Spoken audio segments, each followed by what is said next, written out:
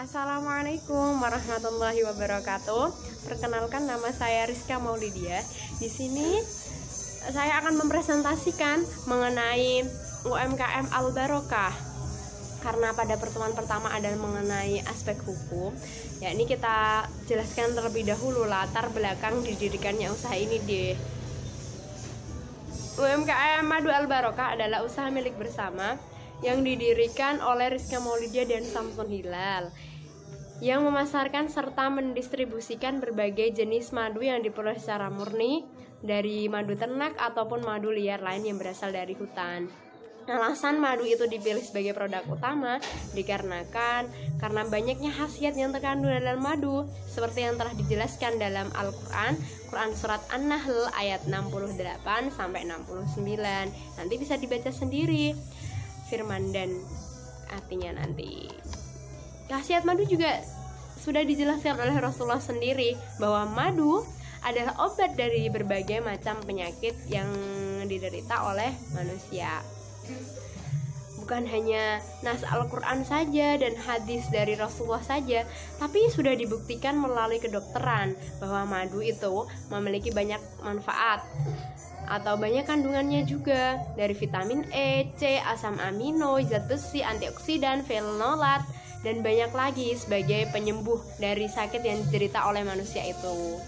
Nah, madu itu bisa dikonsumsi secara langsung maupun nanti bisa ditambahkan dengan olahan makanan yang lainnya seperti roti atau sebagainya. Visi dan misi usahanya, visinya memasarkan berbagai produk madu yang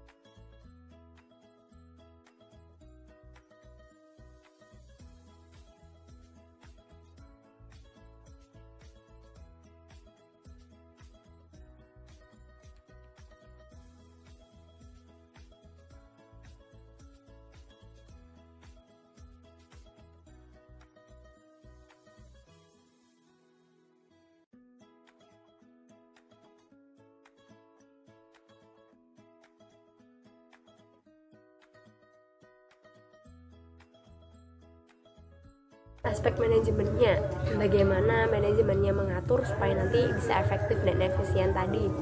Nah, aspek manajemennya yakni dimulai dengan planningnya atau perencanaannya, yakni meliputi dari bahan baku, produksi maupun penentuan lokasi usaha. Nah, penentuan rencana pemilihan lokasi usaha ini untuk membuka toko di Duku Jajar, tepatnya di sekitar Jalan Raya.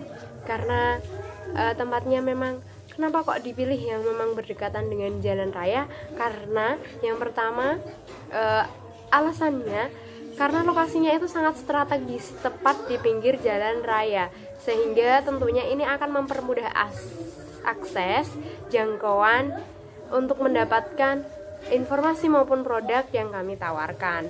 Itu untuk konsumen nanti. Serta kalau kondisi jalan rayanya memang jalan raya yang banyak sekali dilalui oleh lalu lalang kendaraan, baik itu nanti mobil maupun kendaraan roda 2 dan yang lain-lain. Terus dari yang kedua yakni bahan baku utamanya adalah madu yang didapatkan dari peternakan sendiri, karena memang sudah dikelola dan memang sudah memiliki pengalaman yang cukup mengenai madu ini.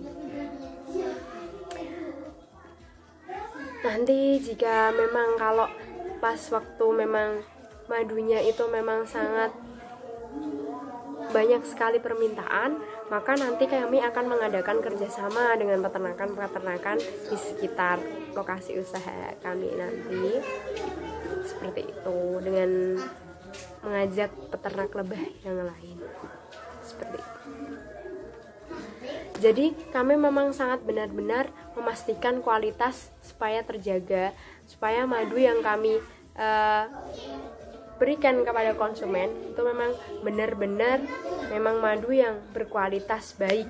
Jadi mulai dari pembibitan dari lebahnya sendiri, kalau yang diternak itu nanti ya akan sangat kami awasi sekali, seperti itu.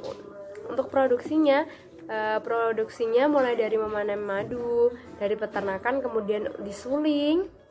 Setelah dari disuling tadi nanti madunya dimasukkan ke dalam botol. Nah, botolnya ini nanti ada pensegelan khusus untuk menjaga kualitas madu tetap aman dikonsumsi sampai ke tangan konsumen. Nah, setelah nanti botolnya memang sudah jadi, nanti dikasih label. Untuk apa fungsinya? Ya, untuk supaya nanti konsumen setelah mengonsumsi madu kami, selain bisa merasakan kepuasan, maka supaya nanti madunya juga dibeli lagi, seperti itu. Selalu ada informasinya mengenai manfaat madunya, ataupun nanti semisal mau pesan atau bagaimana. Nah, kami memberi label madu yang kami tawarkan itu dengan nama madu Al-Barokah. Jadi karena madu sendiri itu kan memang sudah dijelaskan dalam Al-Quran kalau sebagai obat. Nah, maka semoga dapat membawa berkah juga karena namanya Al-Barokah, supaya mendapat keberkahan baik itu nanti yang menjual maupun yang membeli madunya nanti tadi, seperti itu. Kami juga menawarkan jasa layanan pesan antar daring. Dengan metode tersebut diharapkan nanti pangsa pasarnya dari madu itu nanti bisa meluas hingga ke luar daerah, seperti itu. Pengorganisasiannya meliputi manajer yang bertugas ditunjuk sebagai kepala kendali usahanya untuk mengawasi jalannya operasional produksinya maupun pertanggungjawaban karyawan terhadap manajer tadi. Ada waiters, pelayan toko yang bertugas melayani nanti pada saat di toko maupun membantu proses pengemasan jika nanti melakukan pengiriman ke luar negeri, keluar daerah, seperti itu. Ada quality controlnya yang berfungsi mengawasi setiap proses yang ada dalam madu saat produksi madu itu, supaya kualitas yang dihasilkan madu kami itu bisa selalu terjaga kualitasnya, seperti itu. Terus nanti ada kurir pengirimannya untuk bertugas mulai dari pengiriman barang, segala sesuatu maupun dokumen-dokumen yang berkaitan. Nah, nanti kurirnya juga akan bertanggung jawab melaksanakan tugasnya seperti itu. Nah, dalam pertanggungjawabannya semua karyawan harus bertanggung jawab kepada manajernya seperti itu. Untuk tahap pelaksanaan atau outsourcingnya, karena memang sudah direncanakan matang mulai dari aspek hukumnya nanti yang ada SIUP-nya, surat izin usaha perdagangannya, diharapkan perencanaan yang sudah dibuat ini nanti bisa dilaksanakan sesuai perencanaan yang ada supaya nantinya bisa matang dan berkembang usahanya dan menghasilkan inovasi-inovasi yang bisa menghasilkan usaha yang lebih maju lagi seperti itu. Adapun dalam proses pengendaliannya, nah untuk menjaga kualitas madu itu nanti memang sampai baik ke tangan konsumen, maka QC dalam hal ini diperlukan atau quality controlnya sangat diperlukan seperti itu. Nah, QC ini juga nanti juga bertanggung jawabnya kepada manajer. Nah, manajer nanti akan mengevaluasi semuanya, baik itu semua karyawannya harus dievaluasi supaya nantinya bisa berproses ke yang lebih baik lagi seperti itu. Terima kasih, cukup sekian dari saya. Assalamualaikum warahmatullahi wabarakatuh. Assalamualaikum warahmatullahi wabarakatuh. Kali ini kita akan membahas aspek pemasaran UMKM Madu Al Barokah. Yang pertama adalah target dan segmentasi pasar. Ya, ini segmentasi pasar. Sebelumnya harus saya jelaskan terlebih dahulu. Segmentasi pasar adalah pembagian segmen pasar berdasarkan pembeli, dan ini dipengaruhi oleh tingkat demografi, tingkat penghasilan, kelas sosial. Nah, gunanya untuk apa? Untuk meraih laba yang maksimum dan strategi pemasarannya mampu berjalan dengan lancar. UMKM Madu Al Barokah ini mengambil semua segmen pembeli baik tua, muda, dewasa, anak-anak, wanita maupun pria. Karena madu ini adalah produk yang memang dikhususkan untuk segala kalangan seperti itu. Baik itu nanti juga madu ditujukan juga untuk kalangan yang berpenghasilan baik itu pun maupun nanti rendah, menengah ataupun yang berpenghasilan tinggi tentunya. Untuk yang berpenghasilan rendah dan menengah, kita itu juga memberikan diferensiasi produk, yakni dengan produknya beda dengan yang lain supaya bisa dijangkau oleh kalangan yang menengah ke bawah seperti itu. Misalnya milinya bisa dikecilkan ataupun ukurannya bisa dikecilkan ataupun bagaimana seperti itu. Nah, kami mengambil langkah yakni menerapkan diferensi produk dengan ukuran yang mulai dari 200 mili sampai ukuran yang 600 mili untuk yang kalangan menengah ke atas seperti itu. Bahkan jika nanti itu mengambilnya secara grosir, kami pun juga melayani hal tersebut. Nah, yang kedua adalah analisa pasar dan peramalan permintaan. Analisa pasar dapat dikaitkan dengan situasi, jenis produk, dan keadaan serta promosi yang diberikan. Itu juga penting untuk konsumen.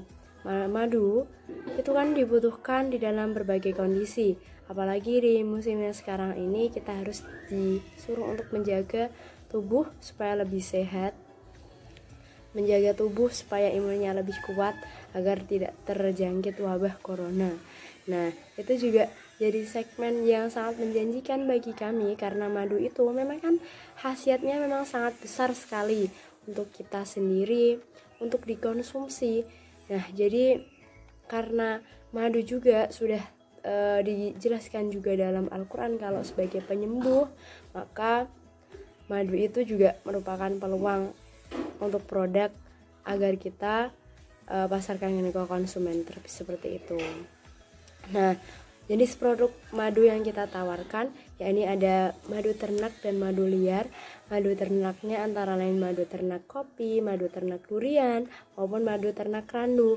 Kalau yang madu ternak liar seperti madu keranceng, madu liar Jawa, ataupun madu liar hutan seperti itu. Adapun ukuran jenis produk madu yang kami tawarkan itu variannya variatif, mulai dari ukuran 200 ml, ukuran botol kecil seperti ini, sampai yang ukurannya 650 ml ya, seperti ini, seperti botol marjan seperti itu yang ditaruh di situ, seperti itu. Dan harganya juga bervariatif, mulai dari 40.000, tentunya kan bisa dijangkau oleh kalangan yang menengah ke bawah seperti itu.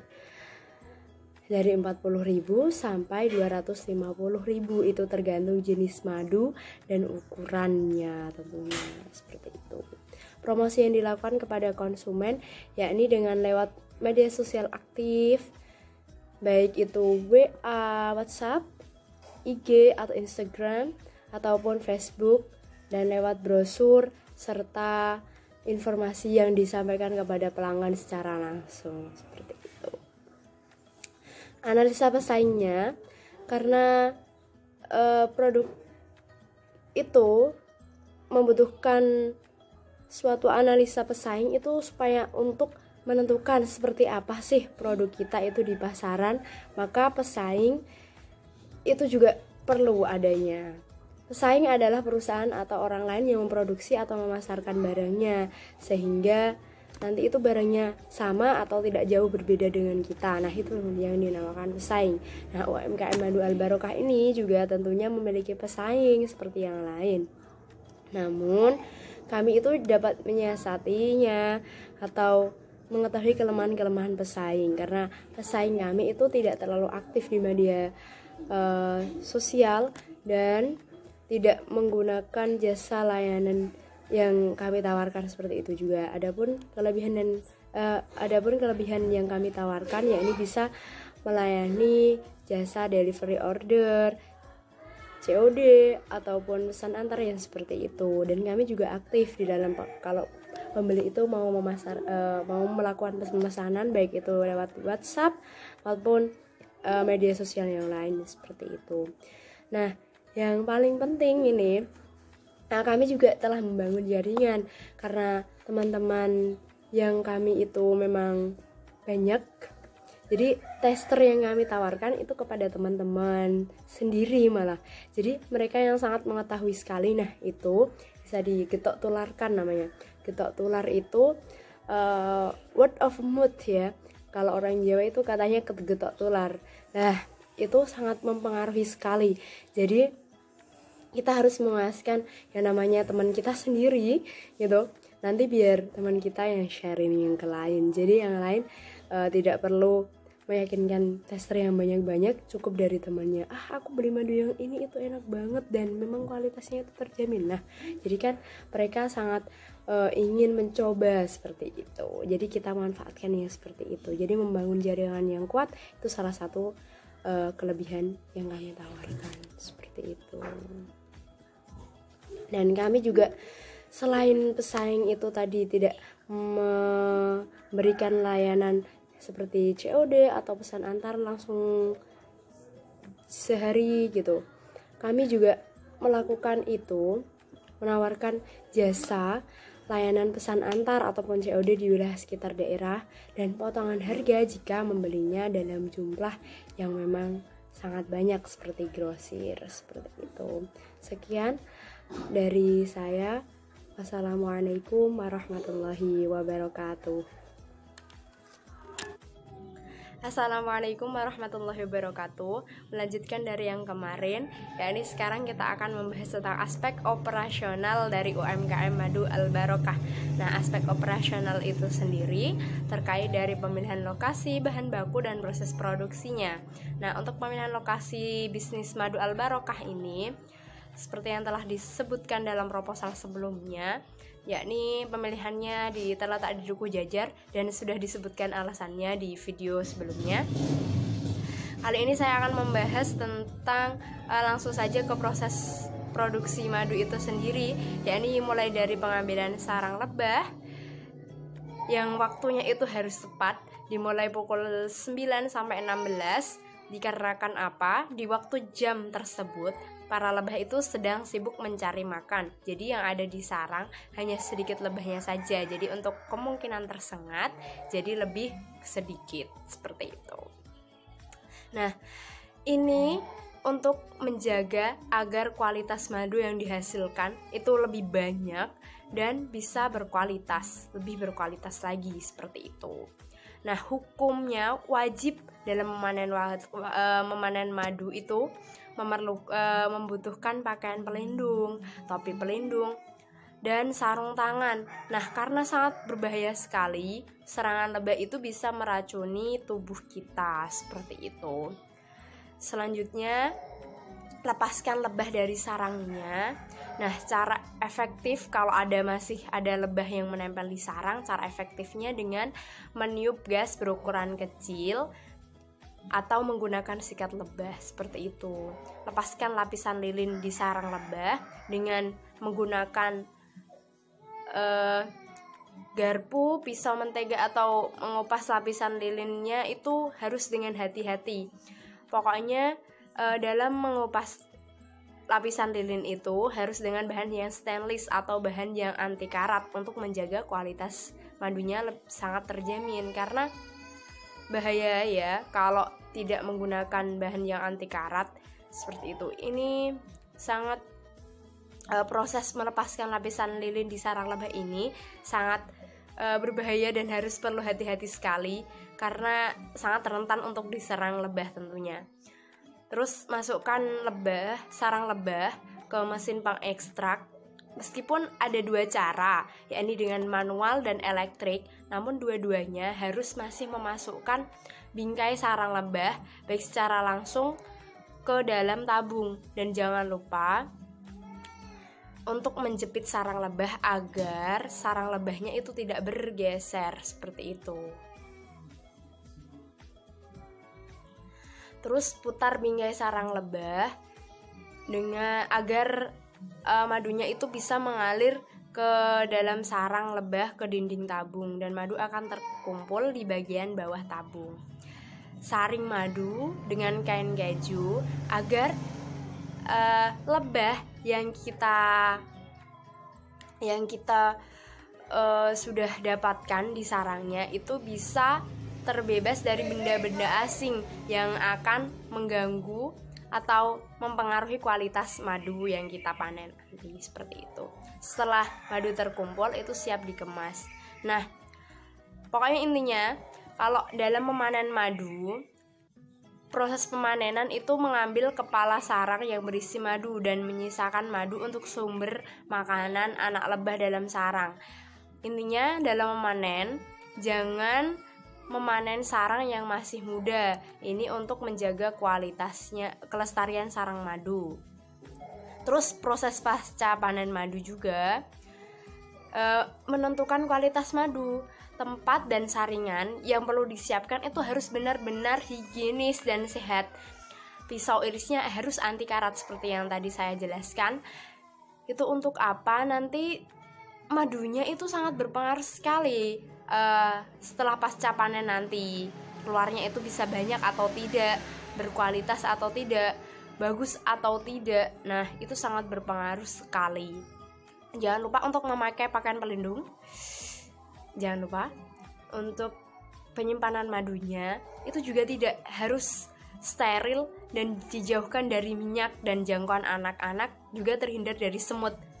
Dilarang merokok juga pas di tempat penyimpanan madu dilakukan agar pekerja itu nanti tidak mempengaruhi. Kalau ada yang merokok itu nanti bisa mempengaruhi kontaminasi dan terpapar sinar matahari. Tidak boleh sering dibuka juga untuk madu yang sudah dipanen seperti itu. Standarisasi pengemasan madunya juga perlu diperhatikan. Pekerja itu harus selalu menggunakan masker, sarung tangan, dan celana panjang. Madu yang diendapkan harus terbuat dari tong yang terbuat dari bahan stainless steel selama 48 jam untuk mengurangi buih yang ada pada madu saat dipanen seperti itu. Jadi seperti itu proses memanen madu. Hal itu juga saat memanen madu juga harus diperhatikan dalam laboratoriumnya. sarung tangan dan pakaian laboratorium itu harus digunakan untuk waktu memasukkan madu ke dalam botol. Hal itu supaya nantinya bisa terjaga sterilnya kualitas madu tersebut, seperti itu. Sementara botol yang mau diisi madu, mau dikemas itu nanti supaya dapat ke tangan konsumen itu tadi itu benar-benar disiapkan dan dibersihkan, sangat bersih sekali, supaya nanti madunya tidak terjaga kualitasnya ya. Pokoknya tidak tercemar oleh kontaminasi benda-benda yang kurang berkenan, seperti itu. Botol madunya itu diberi label madu Al-Barokah dan dicantumkan nama untuk supaya apa? Nanti pembeli bisa menghubunginya jika ingin memesan atau membeli kembali, seperti itu. Dicantumkan juga tanggal kadaluarsa madunya supaya terjaga kualitasnya, seperti itu, dan madu siap untuk dipasarkan. Terima kasih. Assalamualaikum warahmatullahi wabarakatuh. Assalamualaikum warahmatullahi wabarakatuh.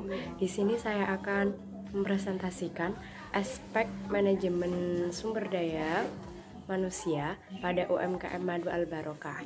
Nah, manajemen SDM itu merupakan suatu cara bagaimana mengatur peranan tenaga kerja yang dimiliki individu agar dapat efektif dan efisien untuk mencapai tujuan dari perusahaan.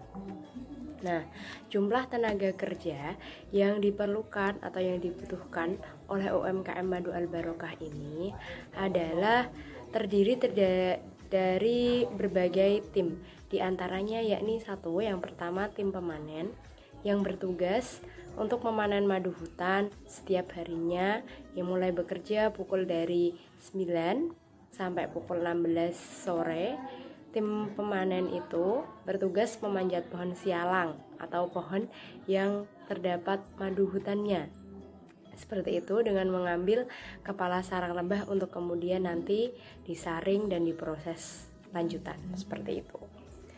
Untuk yang kedua adalah tim peternakan yang terdiri atas pemanen dan penyaring lebah ternak.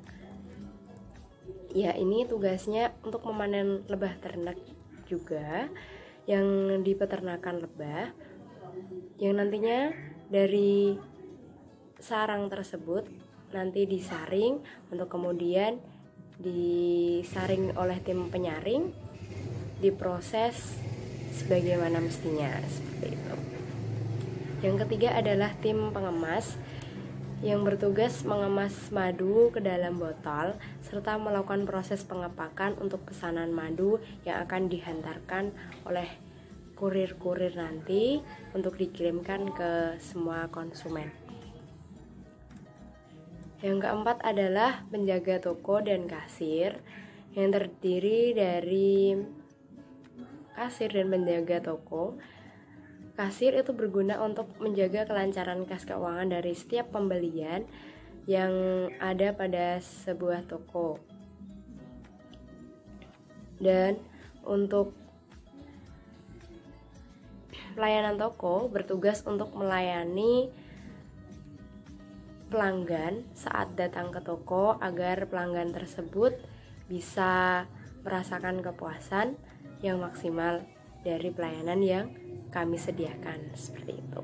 Yang selanjutnya adalah tim QC atau tim Quality Control yang bertugas menguji madu yang telah dihasilkan atau yang telah diperoleh dari tim peternak maupun tim pemanen, yang nantinya supaya madu ini bisa terjaga kualitasnya serta manfaatnya itu tidak berkurang dan madu yang dihasilkan terbebas dari kontaminasi bahan-bahan zat yang berbahaya, seperti itu.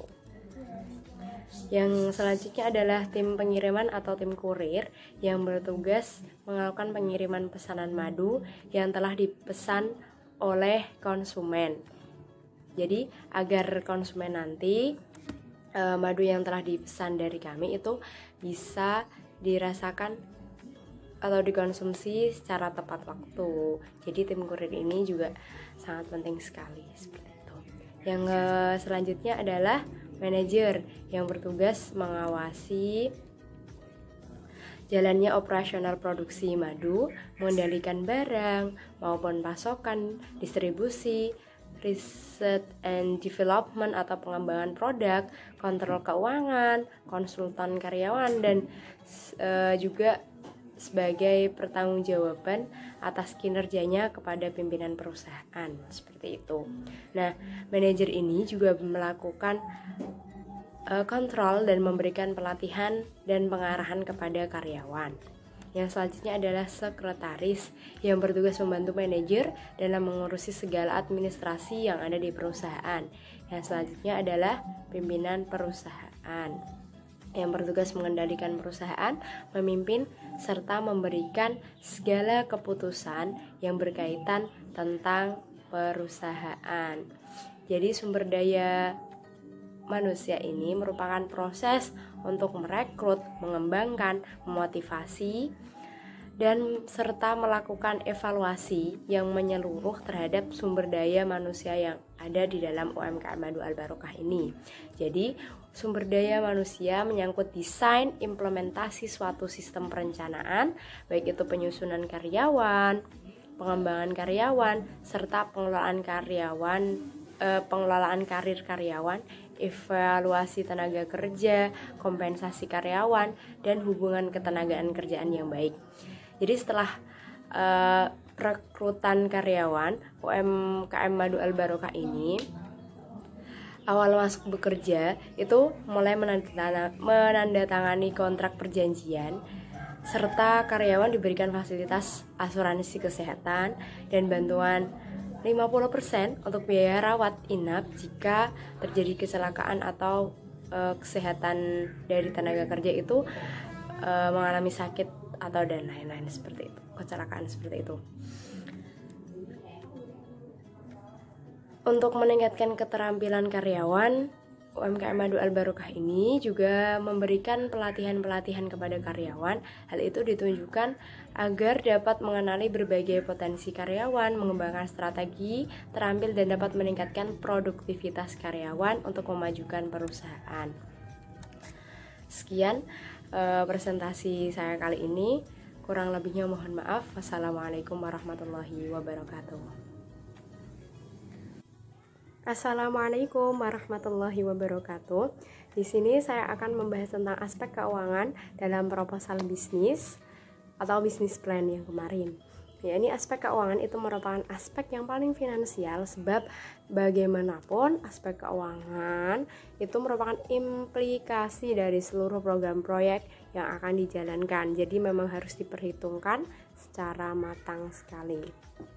Nah, berbagai hal itu dalam aspek keuangan ini meliputi aspek perencanaan, periode persiapan, pelaksanaan pembangunan proyek, ataupun nanti setelah usaha sudah berjalan, seperti itu. Nah, kita bedakan nih menjadi dua, yakni mulai dari periode persiapan dan periode operasi. Nah, periode persiapan itu akan tercover dalam kebutuhan dana atau investasi, gunanya untuk memancing investor untuk bisa menanamkan modalnya kepada usaha yang akan kita jalankan, seperti itu. Sedangkan dalam masa operasi itu tercermin dalam laporan rugi laba, proyeksi neraca, arus kas, proyeksi kemampuan membayar pinjaman, serta pengembalian modal yang telah diberikan dan yang tercermin pada sebuah laporan keuangan. Untuk lebih jelasnya, biaya operasi adalah biaya dalam membangun sebuah usaha itu kan diawali dengan pembuatan gagasan, penelitian tentang produk, pasar, ataupun konsumen nanti yang digunakan itu untuk mengambil sebuah keputusan. Jadi biaya operasi itu biaya yang sebelum usaha tersebut itu dijalankan. Nah, itu meliputi penggunaan penelitian, aspek usaha, studi kelayakan, perencanaan desain, ataupun biaya konsultan dan biaya pemasaran. Dan selanjutnya adalah rencana kebutuhan investasi. Nah, rencana kebutuhan investasi ini direncanakan di awal usaha, meliputi sebuah pengeluaran, pembangunan proyek yang dikelompokkan mulai dari biaya pembangunan fisik, biaya trial run, dan modal kerja. Seperti itu. Biaya pembangunan fisik itu biaya yang dikeluarkan yang meliputi sarana dan prasarana dalam membahas sebangun UMKM. Nah, UMKM Madu Al Barokah ini menggunakan biaya pembelian tanah, pembangunan gedung, pembelian mesin-mesin, alat kantor dan furnitur atau kendaraan yang digunakan nanti untuk proses pengiriman produknya, yakni madu. Seperti itu. Ada juga biaya trial run, adalah biaya uji coba kelancaran operasi seluruh unit produksi sehingga terwujud produk yang berkualitas untuk dipasarkan kepada konsumen. Jadi kegiatan tersebut itu membutuhkan bahan baku, bahan bantu lainnya, terus honor kerja yang memasarkan, sehingga tampak kalau pabrik itu sudah beroperasi seperti itu. Nah, kalau di UMKM Madu Al Barokah juga diperlukan untuk testernya, tester pelanggan seperti itu. Jadi untuk madu yang seperti ini itu rasanya seperti ini. Nah, seperti itu ya. Untuk modal kerjanya, modal kerja itu dana yang dibutuhkan untuk operasi perusahaan sehari-hari dalam membuat sebuah produk. Nah, itu meliputi bahan baku, bahan dalam proses, bahan dalam jadi, bahan bakar, dan yang lainnya. Termasuk nanti dalam modal kerja ini ada juga kas untuk kebutuhan yang tak terduga, seperti itu. Adapun laporan keuangan dalam UMKM Madu Al Barokah ini karena adalah perusahaan dagang, jadi kita mengacu pada laporan keuangan yang telah ditetapkan oleh standar akuntansi keuangan. Ya, ada 6 jenis laporan keuangan yang disajikan, yakni laporan laba rugi, neraca, arus kas, piutang, utang, dan laporan persediaan. Nah, itu meliputi laporan laba rugi yang pertama. Laporan laba rugi itu laporan untuk menunjukkan performa suatu perusahaan pada periode tertentu. Nah, ini tentunya laporan rugi ini merupakan salah satu yang telah ditetapkan oleh standar akuntansi keuangan atau SAK yang disusun oleh perusahaan. Formatnya itu ada beban, gaji karyawan, beban administrasi, beban listrik, beban sewa, beban iklan, dan beban-beban yang lain. Terus yang selanjutnya ada laporan keuangan perusahaan dagang. Nah, laporan ini itu untuk menampilkan informasi posisi harta dan modal perusahaan di akhir periode tertentu, atau yang biasa disebut laporan posisi keuangan. Nah, di dalam ini juga terdapat aktiva lancar, kas, piutang, persediaan motor, perlengkapan kantor, aktiva tetap, dan lain-lain sebagainya. Terus laporan arus kas atau statement of cash flow, yakni ringkasan penerimaan dari dan pengeluaran kas perusahaan selama periode tertentu, yang terbagi dalam 3 kelompok aktivitasnya, yaitu aktivitas operasi, aktivitas investasi, dan aktivitas pendanaan. Aktivitas operasi yakni yang berkaitan dengan aktivitas operasional perusahaan. Kalau aktivitas investasi yang berkaitan tentang pembelian dan penjualan aktiva tetap, dan aktivitas pendanaan yang berkaitan tentang kewajiban dan modal perusahaan seperti pembayaran utang, penambahan modal, dan sejumlah penjualan surat berharga. Nah, ada 2 contoh nih, yakni ada metode langsung dan tidak langsung. Nah, kalau metode langsung, cara pembuat laporan keuangannya menghitung arus kas dari aktivitas operasi berdasarkan catatan pengeluaran dan penerimaan yang terjadi di dalam perusahaan. Sedangkan yang tidak langsung, laporan kas ini besarnya di mana arus kas dihitung dari aktivitas operasi perusahaan, dihitung dari laporan laba rugi, dan disesuaikan dengan penyusutan atau amortisasi. Untuk membuat yang tidak langsung, kita butuh neraca periode sebelumnya, neraca tahun berjalan, dan laporan laba rugi tahun berjalan. Nah, biasanya digunakan yang langsung karena bisa mengetahui posisi keuangannya. Seperti itu. Terus juga ada laporan piutang. Nah, untuk menyajikan rincian transaksi penambahan dan pengurangan piutang perusahaan serta saldo akhir piutang masing-masing customer.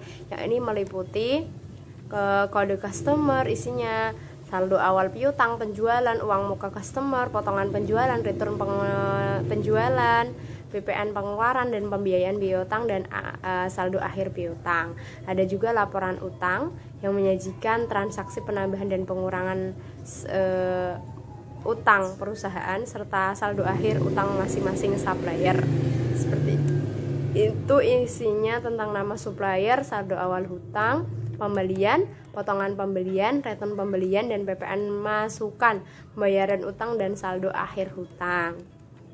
Contoh laporan keuangan perusahaan dagang, laporan persediaan, laporan persediaan adalah barang laporan yang menyajikan rincian saldo dan stok akhir persediaan produk. Jadi ada berbagai jenis laporan yang kita gunakan di UMKM Madu Al Barokah. Nah, intinya proses membuat laporan keuangan dengan laporan pembuatan keuangan, laporan keuangan pembuatan industri yang lain, itu yang membedakan adalah jenis-jenis akun pada transaksinya, seperti itu. Jadi demikian, semoga bermanfaat. Wassalamualaikum warahmatullahi wabarakatuh.